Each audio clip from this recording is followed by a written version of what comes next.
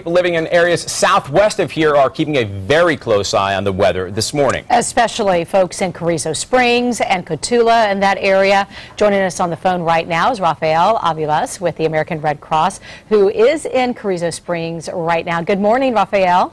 Good morning. How are you all doing out there in lovely San Antonio? We are doing great. We want to know how the Red Cross is helping folks in the Carrizo Springs area.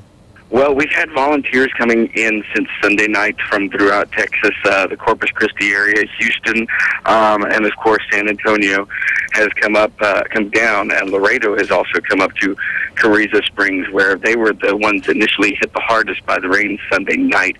So we've all accumulated here, keeping our eyes on the various cities throughout the area, because if you remember, just in June and July, we had Eagle Pass, in which nobody saw that coming, and it didn't look as bad as what it turned out to be, and we ended up spending 24 days there. So we're trying to be way ahead of the game in this one, keeping our eye here in Carrizo Springs, Laredo, and Cotulla as well. And what kind of rain have you seen there in the area overnight?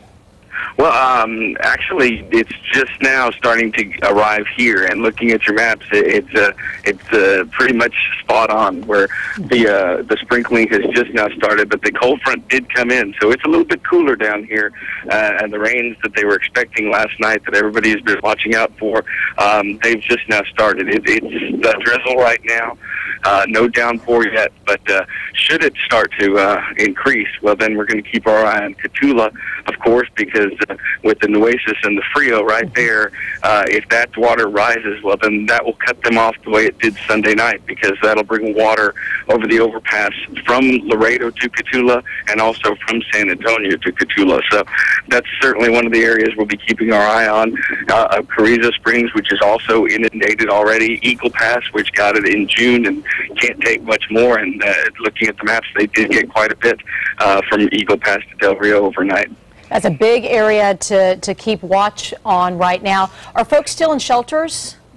We did have 4 individuals here in the shelter in Carrizo Springs last night, but I understand that the families down here, it's a little bit different sort of attitude and lifestyle towards staying in the shelters. What they predominantly do is they'll stay home, but they'll come out for the feeding, because for a lot of them, this is what they got, and so they want to make sure that they're close to their belongings so that the looters can't come around, and it gives them a feeling of being in control of the situation. So a lot of them will stay home, and they'll come out and take advantage of the services and shower and so forth, but they'll go back home to keep an eye on their belongings. All right, Rafael, thank you with the American Red Cross. Thank you for your time this morning.